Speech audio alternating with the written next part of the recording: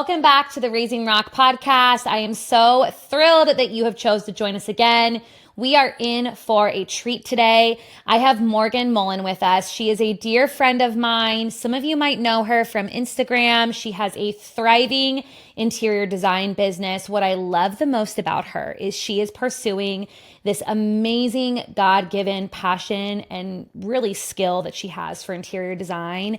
And she is choosing to put her family first in everything that she does while still building this business and doing it with her family, her kids in tow, all of that. She is a force to be reckoned with and is amazing at what she does. We cover everything in this episode. We cover how she's raising her kids, specifically how she's keeping her little girls to be little girls in a world of Sephora hauls and crop tops and Starbucks drinks. She has managed to keep her little girls little. And we cover that. We cover video games with boys. We cover health and wellness. We cover her childhood and the lessons that she took from her childhood and how she's putting them into her own parenting and how she's infusing gratitude into every area of her life. We cover health and wellness. You name it, we cover it. This was her first ever podcast. And you guys, she went there with all of it and was so honest and transparent. And I couldn't be more thankful that she chose Raising Rock to be her first ever podcast.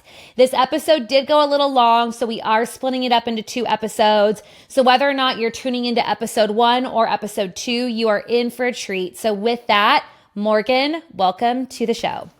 Okay, walk me through a day in the life in the Morgan Mullen, the Mullen family home. What does a day in the life look like? It's so funny because I always joke and tell my team that I wish I had a GoPro on my head, because by the time I actually get to the office, like the amount of stuff that has gone on in our house is wild. I talk a lot about it on social media, but I do wake up very early. So I wake up around 4:30. Every single day. It's something that I started probably about, I want to say 5 or 6 years ago. I started doing it. And it was because I was realizing there are morning people and there are obviously, night owls. Joe is a night owl. I am much more, like, my brain is working better at night. In the morning. I just feel inspired and feel super good. And it's also helped me a lot with having my own time, like the gym and all that. So we'll get into that. So alarm goes off typically around like 4:30. I have my coffee. I do a little bit of prayer and just quiet time by myself. I have a chair just like this downstairs that I sit in. Which this is all courtesy of Mullen Design Co., Yeah. all of our beautiful furniture, which is why she also has one. I do have this, yes. So I sit downstairs and oftentimes I will, like, the first thing that I do in the morning is like 3 things that I'm grateful for. And I sit there in my silence. I sometimes will pick up some emails. I know there's, conflicting of, people say, don't touch your phone in the morning. But for me, I really like just starting out the day, getting a couple of emails done, putting my goals in my phone. Every day I have a running list of like what my goals are for the day. So I have that in my notes. I'll have a little bit of coffee. Depending on the day, I will head to the gym. And I've been going and doing that for the last year or so. So it takes me a good 30 minutes to get to the gym. Typically, I will choose a podcast. I listened to yours the other day on my way to the gym. So I will choose a podcast and I'll get about 20 to 30 minutes of a podcast on my way there, get my workout in, and then 20 to 30 minutes, depending on traffic, of that podcast on my way back. So it's like, that's the way that I'm starting my day. I will not lie. Most of the time I get back into the house and it's chaotic because Joe's trying to, I try and get everything ready the night before. So we have lunches packed. We have all that stuff done, but it is chaotic. So we're trying to get everybody out the door by 7:15 to get to school. That's a bit of a crazy time in our morning. And then everyone starts to trickle out the door. Depending on the day, Joe will take the kids to school some days. Sometimes I will take them to school. My babysitter's getting there. She's taking West. And then there becomes this time where I have to get myself ready, get out the door, and get to work. That's the morning. Pretty much every morning. And it's a lot. That is a lot. So what were the 3 things you were grateful for this morning? Oh my gosh. I always have gratitude for health. So last night we had the children too. So last night we had a rainstorm. Did you hear that? I didn't. I must have gone to sleep way early or something. Did you drink at recess? No, I did not. The magnesium will wipe The magnesium knocked me out. I'm trying to I sat in the sauna at 7:45 and then I did my, I don't know, I was in bed maybe at 9. It was literally It felt like an explosion. Really? I literally had no Explosions. idea. I mean, there was funny. like flashing lights. It was Really? crazy. Anyway, kids trickled into our bed, so everyone was scared. So I woke up to Brooklyn, who is no longer tiny. She's almost 12, but she was in our bed. It's like another adult sharing a bed with you. Yes. And Declan, they were both in the bed. And, everybody has a different like take on that, but our kids go to bed in their own beds. But if they have a nightmare or whatever, if someone's scared, they're allowed to come into our bed. So I woke up and it was just one of those moments where I was like, oh, like Brooklyn's still, she's, a tween, but she's still like my little girl. So that was part of my gratitude, was just like, everyone's safe, everyone's here. I'm always grateful for our business. Like, the fact that we have all of these projects, it's, keeps our family going. That's always something that always pops into my head. And my relationship with Joe. Yeah. Those are really beautiful. Thank I love you. Those. I've been trying to at night. I'm so bad. In the morning, I'm bad. I like start my morning right away when I wake up. I don't really have this time to reflect and be quiet, especially now that we're in summer and just our routine has changed.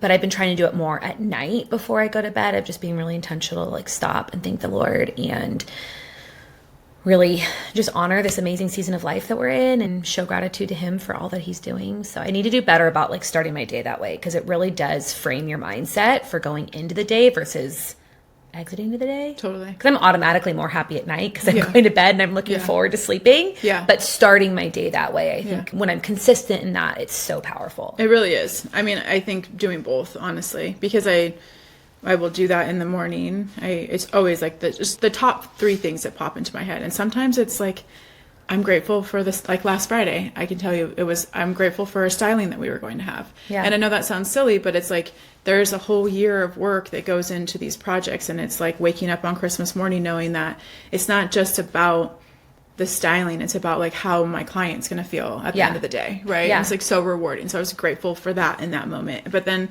so I'll do those 3 things that I'm grateful for. And then I'll also pray every single night before I go to bed for like the things that happen during the course of the day. So good. Both. I was listening to a podcast this morning and it was more along the lines of gratitude in your marriage. And she was talking about how if you're living in a place of gratitude for your husband and what he does and how he provides and how he supports your family or whatever role it is that your husband plays in your marriage, that negates your ability to tend to be quarrelsome or naggy with him. Like if you're living in a place of gratitude, it's difficult to become quarrelsome and a nag to your husband. Totally. And I just thought that was so interesting. I'm like, I really need to be so much more intentional about living in a place of gratitude in every aspect of my life. 100%. 1,000%. So you have 4 kids. We have 4 kids. Tell me about your 4 kids. So we have, my oldest is 11. She's just about to turn 12, Brooklyn. She is my, your firstborn daughter. She's very religious. She's very I don't know. She's amazing. They're all amazing. But they all have different personalities. I always say it's like so crazy how you can have the exact same genetics, exact same food, this exact same environment, and they can all be so different. So different. Yeah. So we have Brooklyn, who is, like I said, she's extremely religious. She's very intuitive. She's very like, she can read, she'll come into the house and be like, are you okay? Like she can just feel you, Yeah. She's very, I see her, she's like, anytime anything starts to go wrong, I'll like look over and she's like praying in the front seat. Like she prays all the time. She's incredible. She's very much into horses and art. She's very creative. She wants to be a designer. Then we have my second. Too bad she doesn't know anyone that could mentor her in that. I know. It's actually, I have this book that I'm keeping. I can't wait to see what happens with like her journey, because I found this book and I videoed it. I put it on Instagram. It was her like sketching out like an entire house, and she had like hardwood floors and like, this is where the pennant, she was like 8 or 9, and it's actually pretty darn good. So she's very creative. Wow. So we have her creative spirit. And then I have my second born daughter, Everly McBride. She was born on 7/7, and she was supposed to be born on 4th of July. And we call her our little firecracker because she's just, I think she's very much my personality. So she's spicy. That's what we call her. She beats to her own drum. She's going places. She's extremely athletic. She's amazing. Then we have Declan. You have to think about it when you have 4. It doesn't just roll off your tongue that easily. You're like, oh wait, who's next? You go to the doctor and they're like, what's the birthday? And I'm like all the numbers start to like jumbo in my head. That's when the dyslexia kicks in a little bit. I'm like inverting numbers and I'm like sweating and they're like, you don't know your kid's birthday? I do, I know it. I just have to get there. In that moment, I can't even remember my birthday. So Declan, he's 7. He's incredible. He is also very athletic. He was born with a club foot. I've posted a little bit about it.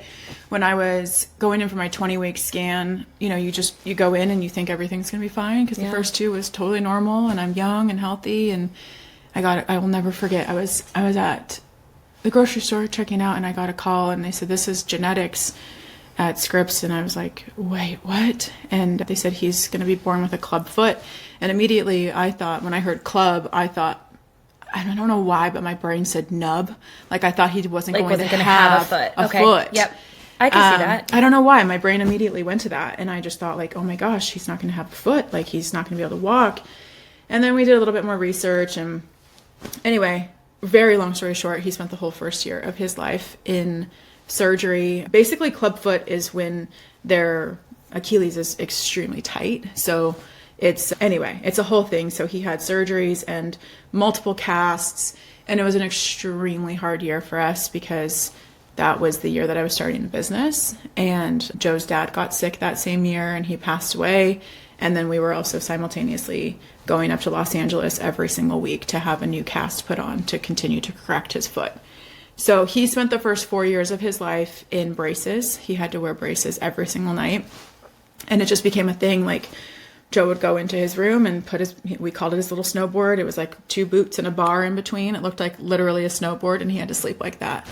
And he would wake up with these like crazy sores because it would rub and like it feels like a completely different life. But I think because he went through all of that, he's just such a strong kid, such a strong kid, like physically, mentally, extremely athletic. I remember the doctor, she's incredible, up in Los Angeles, who was helping him. She's like a clubfoot specialist and she's helped kids all over the world. People fly in from everywhere to meet with her.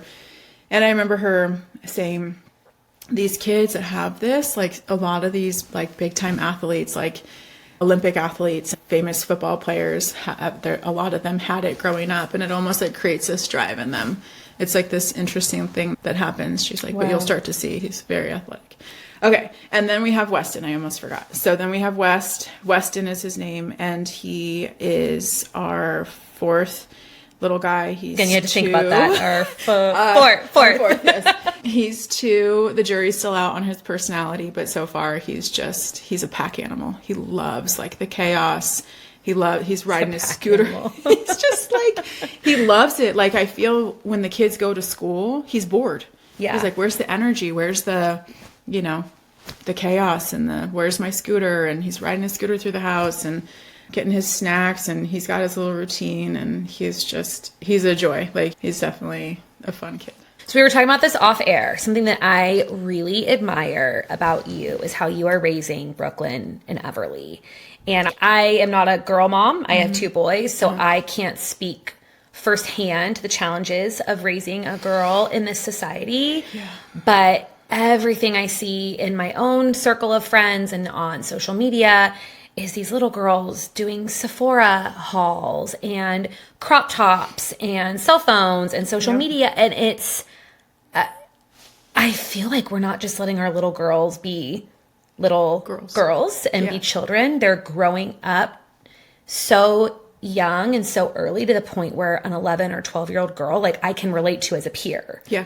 Because of what they're interested in. Because they're interested in social media and fashion and Sephora. I'm relating to these children as, and I admire that every time I've been around your girls, they're wearing normal clothes. Yeah. They're dressed like little girls. Yes. I don't even know if I've hardly ever seen their nails painted. I mean, probably regular polish, but only during the summer. They're not allowed to at school. And I so admire that, and I'm sure it's challenging. Yeah. But I would just love to hear more about your mindset and your thought of why you did that. Was it an intentional decision, or was it just kind of, it just happened? Yeah. So I think it goes back to, this literally just popped into my head because I know we talked about this off air, but it popped into my head. So when we were discussing where we wanted the kids to go to school, it was really important that they had a Christ-centered education, right? Like if we wanted them to be, and I'm not saying that if you are in a public school or not in a, religious-based school, that you're not going to be around good kids. I'm not necessarily saying that at all, but it was important to you. Yeah. It was important to us. So I actually had this moment where we were trying to make this decision on whether they were going to go to a Christian school or go to a school that was down the street. And I was actually praying about it. And there was a day where I went to the grocery store near the school and I saw these girls out there. And you have to remember, my girls were in preschool. They were 3 and 5. Should have been almost 10 years ago at this point. It was a while. Yeah. But I remember going into the grocery store, and again, I had been praying, I just need a sign on what to do, because it's a financial commitment. I wasn't looking to just put them in this school and then take them out a year later. I wanted them to grow, and it's a financial thing. And anyway, very long story short, I went into this grocery store and I saw these girls, and they had these, super short shorts on and crop tops and their cell phones and their Starbucks and their language. I just remember looking at it and thinking I can't have this. And this again was 10, maybe not 10 years ago, but it was a while ago. And it was just this moment in me where I was okay, this is the path. I have to get them into this particular school. I want them to be, going down that path of being a Christ-centered child, really, is what our whole thing was. So I will not say that it's easy. There are a lot of influences, right? In our home, we don't have iPads. There's not a single iPad. I don't even have an iPad. We do not have computers, and we do not have YouTube and those types of things. It's all blocked. We tried YouTube Kids for a little bit, and there's just things that were coming up that I wasn't super excited about. Can you completely shelter them entirely? No, I don't think that you can. But our whole emphasis is on just being a kid, being a kid. And we don't need to be at Sephora. We don't need to be, I'm hearing some of these stories from my 11-year-old that girls are using retinol creams and stuff. And I'm why? You're 11 years old. You literally have perfect skin. Your skin is baby fresh skin. You're actually causing problems. There's estrogens, and you're messing with your skin at such a young age. So yeah, we've just tried to implement the most wholesome values in the girls as much as possible. With that school that they go to, they are not allowed to wear makeup. They are not allowed to have cell phones. They are not allowed to wear nail polish. The only necklaces that they're allowed to wear are crosses. They can't have a bunch of stuff going on. So I think that's helped. I don't know for sure, but it's definitely helped. The other kids that they're around, and if nothing more, just the clothing. The clothing is because they're in uniforms, long skirts. Yeah, and, so it's not. There's no emphasis on all the latest and greatest and all that. We literally only buy clothes during the summer. But I'm sure there's other families at the school who, once the school is over and the uniform comes off, the phone goes in the hand, the makeup goes on. Yeah. The press-ons go on. What you fill in the blanks, right? Yeah, so totally. I'm sure there's been conversations in your home of the girls coming home and saying, "Oh, well, so and so gets to do this over the summer. So and so, how do you navigate that?" It's difficult, and I think it's you want to work with them, right? You don't want to shut down every single thing, because I think that causes issues too. For sure. If you try and shelter them too much. So we're very much. We try and work with them. So even with Brooklyn, a lot of her friends are wearing makeup, especially during the summer. For me, that's a no. I understand. I also try and put myself in her position. She's going into 7th grade. Around 7th grade, girls are starting to do those types of things. I don't want to shelter her so much that she ends up wanting to rebel, but we try and find happy mediums. I got her an eyelash curler. You can have an eyelash curler. Okay. We're not doing black mascara, but if we're going to a really nice dinner or if we're having a family photo shoot, you can wear a little bit of clear mascara. Giving her little things like that to make her feel I'm not entirely shutting her down and telling her absolutely not, but working with her to say, these are our rules. These are the things that we want to follow. And it's helped her feel we're at least not just everything is a no. A lot of her friends have phones, and she got a real rude awakening when she had come to me and said, I'm the only one. This broke my heart. All of my friends are on this chat. These kids are on these chats. I don't know what devices they're on, but they're on these chats. And she said, it really, like, they make fun of me because I'm the only one that doesn't have an iPad and I'm the only one that's not on these chats. And I resisted it for so long. To make a super long story short, we ended up saying, okay, you can have like 20 minutes to be on this chat. But, anything that you're putting Is out, it on your phone? it was like, on, how is she it was getting on it? my work computer. So Got I brought it. my laptop home and it was basically like over her shoulder. But, we're busy. Our house is busy. So, like, you can't micromanage every single thing that they're doing. So to make a super long story short, it ended up being maybe a couple of days of her having this 20-minute period. And all of a sudden this big thing started and she started to see this drama unfold with her friends. And she came to me and she was like, I don't want to do this. I can't be involved in this. And I was like, yeah, this is why we didn't want this for you. And she was like, 100%. She's literally never asked to be on it again. Wow. So it was like, we wanted to let her feel like she wasn't being left out, but it was going to be heavily restricted. Like, we are reading everything that you're doing and you have a restriction. Like, you're not going to be sitting in your room on this all the time, So it's a different world. Like, we didn't have, I had a pager. Yeah. At 17. Yeah. Yeah. Like, the coolest thing was the Nokia phone that eventually came out. Like, The one where you could like change the color of the case. Oh my gosh. Do you remember Oh, I sure do. the plates that you could switch out? Oh my gosh. Yeah, it was all about that, getting a new phone case to click on. But yeah, we didn't have access to the internet. We didn't have, social media and bullies and all of that. It just wasn't that way. So we are doing our best. We are not perfect. Our whole thing is just raising as really good kids. We're trying. It's amazing. Have you given any thought to, with the boys, what role video games and stuff like that will play? Yeah, it's interesting. We don't have video games. I haven't put a lot of thought into it because it's not something that he's asked yet. He does say his friends play.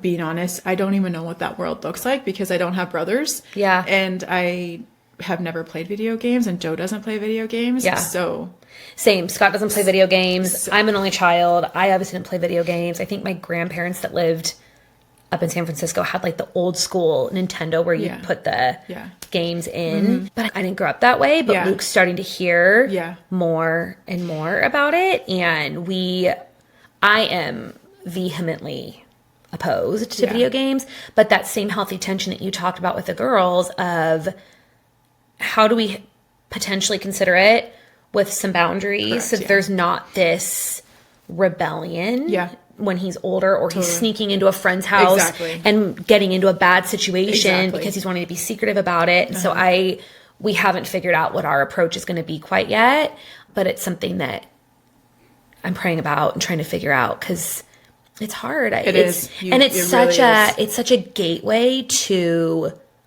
really inappropriate, horrible things. And you can't be sitting there the entire time that he's playing those games and you don't know who's coming into those rooms. And I don't know, like I said, because I've never played them and I've only heard horrible things about it.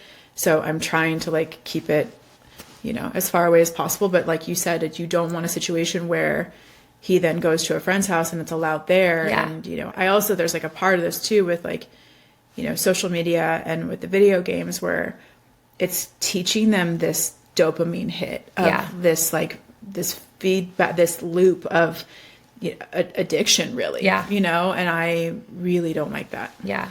Well, and I think genetically Luke is probably predisposed to some addictive things because like I feel like I have an addictive personality. Yeah. And part of the reason I don't drink, I mean, there's many reasons I don't drink, but that's also part of it is I don't trust myself with things. Right. And I can become easily addicted to whether it's wellness or out or whatever. I get that dopamine hit and I have that trait. It was interesting, probably like 2 years ago, Luke, we thought, okay, Mario Kart is harmless. And I mean, that was the one thing that like when I was younger was around, the old school Mario Kart. And we played that. Yeah. And I'm like, oh, Mario Kart, harmless. Let's get him for Christmas a Nintendo Switch with just Mario Kart. That's the only game we have is Mario Kart. Within a day or two, not even that the content that was bad. No, it's not that the content on Mario Kart was bad, but within a day or two, he became so fixated. Yeah. It was an instantaneous addiction, dopamine hit addiction. Yep. And we flew it to Montana when we went, and it's in Montana. Yeah. And the only time he gets to play it is when he's in Montana. Yeah. And it's what I've tried to work with him on, because he starts to feel really self-conscious when the kids at the co-op are, oh, I played this, or oh, I played that. What video games do you play? He struggles to say, oh, I'm not allowed to play video games. That's hard for him. And I said, well, that's not true, Luke. You are allowed to play video games. You're just only allowed to play them in Montana. So you don't need to say, oh, I'm not allowed to play video games. Just say, oh, yeah, in Montana. Yeah, just say, oh, I have a Nintendo Switch. I play it sometimes. Yeah. It's a true statement. Yeah. You're just not allowed to play it in our home, and you get it maybe a week out of the year in very small doses. So when we have a very similar story. So when we were going on a trip to Tennessee, we bought they're just like the Amazon Fire things, like whatever they are, right? The tablet. Yeah, it's like a little tablet where they can like have games and there's download a movie. Yeah, they can download a movie, whatever. There's no like texting, or they have a camera on there, whatever. So we bought a few of those for the 3 older kids for the plane ride. So I was very hesitant. Like, I just like, this is a gateway to them wanting iPads. And then I didn't want to do it. But it was one of those things where we're like, hey, maybe if it's just something that we use on road trips or when we're on the plane or whatever, that would be it. So then you land in Tennessee and they're like, they want those devices back. They want them back. They want their quiet time sitting there with them. And I told Joe, I'm like, within 48 hours of purchasing those felt like, this is not what we want to do, because now they're asking for their quiet time all the time and they want to sit there and they want to play these games, and you can't get them to detach your brain from it. So we just made a decision that they're literally in a Ziploc bag at the top of my kitchen and they're gone. We don't even use them for trips anymore. Yeah. So it's just had to be something that we had to like completely rip the Band-Aid off and be like, I'm sorry, this isn't working, because it became that them wanting it all the time. And ironically, once you take it away, they're fine. Yeah. I'm bored. Go outside. Yeah. Go play with your dog. Yeah. Go. So good for you. Go do something. Maybe that's what my kids need, is a dog. Oh. Ask me on another day where Nash was not ripping up all of the pool toys this morning. Nash. Like, look out the window and there's just like plastic everywhere, and he's just like looking at me, and I'm like, I know you mean well, but like, you are a little rascal. But he's so cute. He's very cute, but... Do the kids play with him? Like, do they? They do. I mean, the novelty wears off. Yeah. You know, we got him when he was a puppy. He's a year old now. He's a big dog.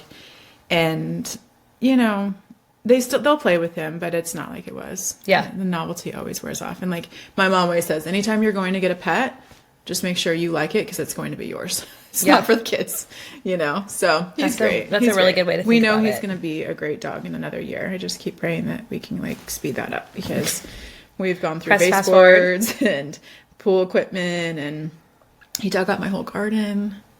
We like take all this time. We like have this like great day and go plant everything. And I'm like up in my room and I see him just digging all of my strawberries out. And I'm like, oh, Lord, give me strength. My mom always used to say that. And now I know why. Because you're just like, I'm doing my best. Just trying to grow some cucumbers. I just want a cucumber. Come on. Like, Nash, come on. Get out of here. Oh, so good. Do you think your childhood impacted the way you parent and the way you look at your business? 1,000%. Yes. Where do I start? I don't know. Where do you want to start? Yeah, you know, I think, the long and short is that it definitely did. I think that my parents did a really good job of instilling a work ethic in me from a very young age. I think a lot of it is like innate in a child, right? Whether they're going to be an entrepreneur or not. My dad was an entrepreneur. My mom has always worked super hard and had multiple jobs. My earliest memory of like my childhood and how it would relate to business and the way that, you know, it's all connected with family as well. But my earliest memory was with my parents. They had this gentleman that like came to help with the yard. And I was actually telling the story the other day, and I was kind of thinking like, well, this was kind of strange, because I was just a little kid. I was like 4 or 5, but he would be out in the front yard and he was like helping my parents build a brick. This is a strange memory, a brick mailbox in front of our house. And I would just sit out there and talk to him. He was an older guy, and he raised chickens. And I told him that I really loved the idea of having chickens. And anyway, at the end of the project that he was finishing all of this masonry work for my parents, he brought me a box of chickens.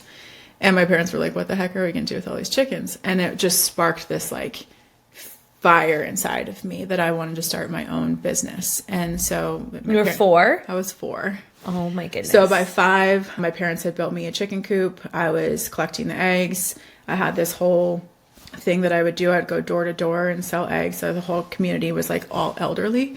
So part of my spiel was like, we had these green and blue eggs, which you've probably seen now, but they like supposedly lower your cholesterol. So that was part of my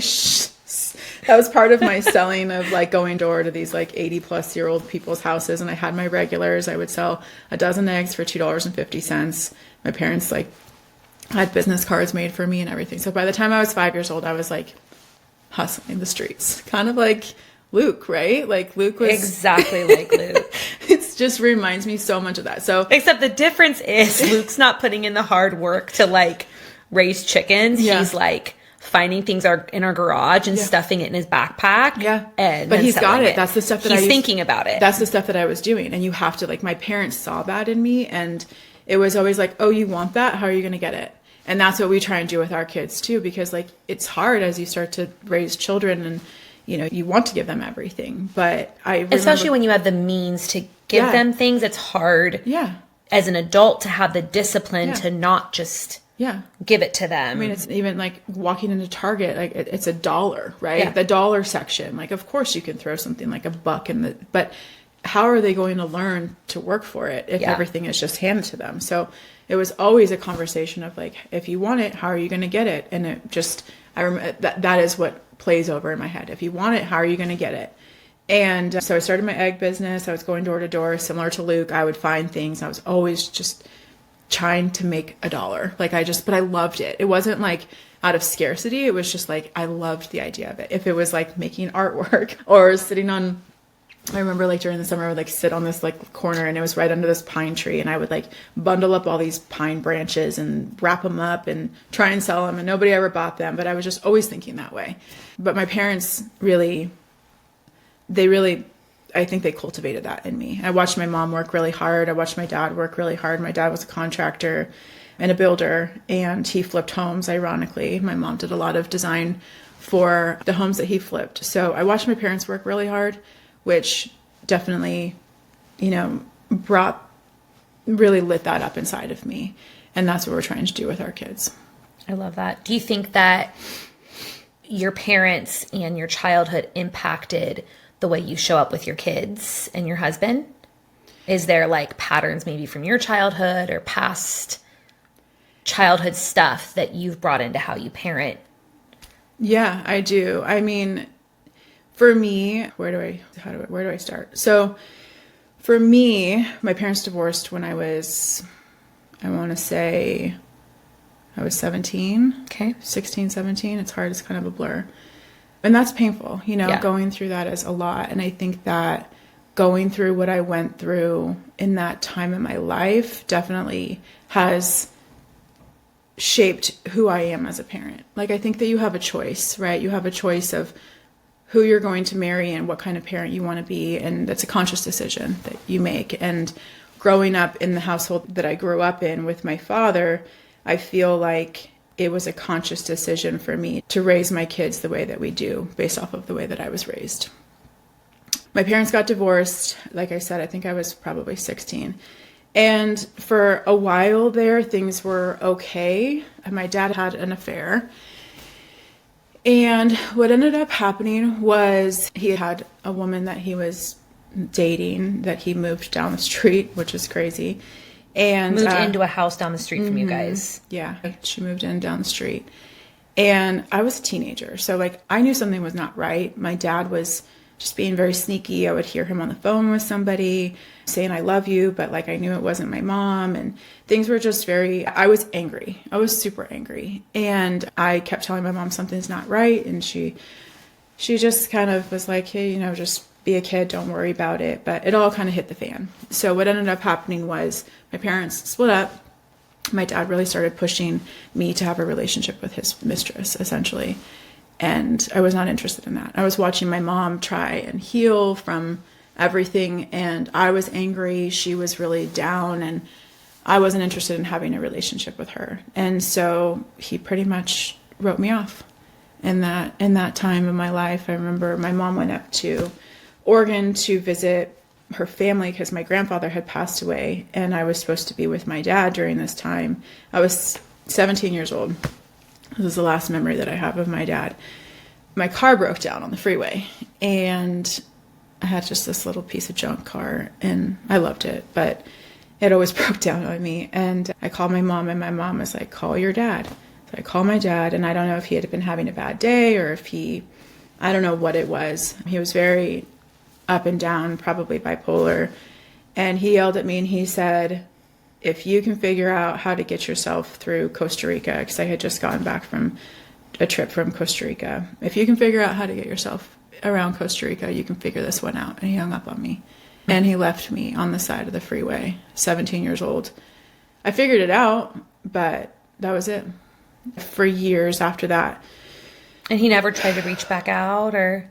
So eventually, it's all kind of a blur for me, but there were years of me sending him letters, emails. I would call him, he'd hear my voice, he would hang up on me. I would send him letters and he would write. I know his handwriting very well. He would write return to sender, and they would come back to me, like hurtful, really hurtful. He abandoned me, my little sister, and my older sister, and never looked back. So wait, I didn't realize you had two sisters. A half sister. My older sister is my half sister. Okay, I didn't realize that. Yeah, so he just left. He just shut us out. That was it. It was extremely painful, and I was very angry for a lot of years, like very angry kid, because I didn't understand why. Just didn't, like, why? Like I can't even be away from my kids for a day. Like to leave your children is like I can't even fathom it. So I was angry, and it took me a really long time to work through a lot of that. But I 1,000% feel like that is what has made me who I am as a parent. It's all the things that I went through, and the hurt and the embarrassment that I felt. I've done a lot of therapy. I've done a lot of soul searching on all of that. And it has definitely shaped who I am as a parent and as a mother, and yeah, all of that. When God uses the hard stuff to really shape our future and shape who we become. And I just have seen, as I've gotten to know you over the last couple of years, I've just seen how incredible you are as a wife and a mom. And while you would probably never want to go back and relive these things, it's what's made you. Totally. And I know we both listened to the podcast where this gal was at some event, big public speaker. Yep. And she was trying to sort through the challenges of an abusive father, or I don't remember the exact, it was something about an abusive, neglectful situation. Yep. And what was the conversation? Because I think that really struck you. I actually listened to it again. I've listened to it like 4 times, and I listened to it a couple of days ago just to refresh myself. It was interesting. So it was a podcast with Dean DeGrazia, I want to say. I think that's how you say his last name. I'm probably butchering it. But he works really closely with Tony Robbins, and, it's all about just like positive mindset and all of that, and coaching and getting people through like really difficult stuff. And he was explaining this event that they had, and it was a woman who stood up and she was talking to Tony Robbins, and she was explaining this abuse that she'd experienced as a child, and abandonment, and all of these like horrible things. And Tony said to her, so you went through this abuse, so you probably abused your kids. And she's like, no, I have like an amazing relationship with my kids. Oh, well, your father was horrible to you, so you probably have a horrible marriage, right? And she was like, no, this is my husband of 20 years. I love this man, and he's amazing.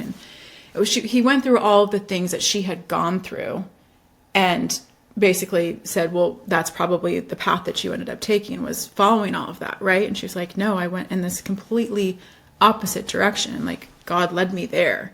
And he said, well, if you have anybody to thank, you should thank your father for all of that. And that literally, I told Joe, oh my gosh, like, I listened to that, and Dean had said on the podcast, he's like, if I help one person, he's like, if I help one person, like, that is the whole point, you know, of this podcast. And I like told Joe, I was like, I'm the person, because it was like everything that I went through, you know, emotional and physical abuse and abandonment, like, led me to the parent that I am. You know, God led me to Joe, and he's like the polar opposite of my father. And thank God. And everything that I went through led me to the place that I am now. And it's a really good place. Sorry. No. Yeah, so that podcast really rocked me. It really shook me, and it gave me a completely different perspective. And it's interesting how you can, you know, go to years of therapy and sit there and talk about things, but like hearing that was like, it just hit. Like, it was like, okay, rather than being angry, rather than holding that resentment, I have taken more of a gratitude approach with the situation. Like, I definitely wouldn't want to relive it again, like you said. But I think that it has shaped everything for me. Yeah. Well, it's back to what we started the podcast with. You should have some tissues. I should have tissues. Do you want me to go get you one? No, it's fine. Are you sure? Okay. I should have tissues. I need to have a little funny story about tissues. When I was in HR, my career, and then we'll go back to gratitude in a second, I was more like therapy HR is kind of what I called myself. Totally. I wasn't the typical HR where I was just enforcing rules all the time. Like, there were people in my office crying all the time. And they joked about getting me a golden tissue box to just sit, because for whatever reason, I elicited like emotion. People would come and sit in my office and just like, like, they felt safe with you. I guess that's what it is. But people just. So we need a golden tissue. Oh my gosh, I'm going to have to search Amazon. Box. Okay, I'll make you one. Okay, that'd be great. Or we'll make you one. Huh? Or we'll just make you one. Perfect. I'll take a tissue box. That'd be great. Okay, back to it. We were saying in the beginning of the episode that if you're starting your day with gratitude, or you're focusing on gratitude in your marriage, or gratitude with your children, it really does shift your approach to everything. And I listened to that podcast today about gratitude in your marriage, but I'm even thinking back to my this week with Luke, and we had some really tough seasons a few years ago with Luke, and I'm sure I'll get into it at some point on an episode down the road. But there were seasons with Luke where it was hard, where I was on my knees every day. My family was on their knees every day on our behalf, just like begging the Lord to reveal, what does this next step look like with Luke? How do we handle these situations? And we were at Legoland the other day, and we were going down a roller coaster together, and we were just laughing and having fun. And it just hit me. I'm like, this is everything that I prayed for. I just was so filled with gratitude. Like, he's going to be okay. Yeah. And he's just turning into an amazing little man, and he's so wonderful. And when I live in that of just being so thankful to the Lord for everything he's doing in Luke's life, I'm not thinking about the negative, or the negative happens, and I can work through it way easier because of that gratitude that I have for the season of life that we're in with him. Exactly. No, I believe that fully. I think Joe always tells me, like, if you're looking for negative, you're going to find the negative, right? And if you're looking at situations, if you're looking for the positive, especially with your children, and it's hard, you know, there's days where it's hard. It's really hard. Yeah. It's really hard. And you know, there's a lot going on, and every single season is different, and it's not necessarily one is easier than the other, right? If you think about like the newborn phase and how you're not sleeping and nursing and dealing with just trying to navigate, you know, all of that. And then you've got the toddler phase, and then you've got like where I'm at now, where I've got the toddler phase where please don't fall in the pool or fall down the stairs. But then I've also got tweens, you know, it's like, there's so much, but I think that just trying to be grateful for the season that you're in and try not to stress too much is like what I've been trying to do, especially with the girls. But it's not easy. So no, it is not.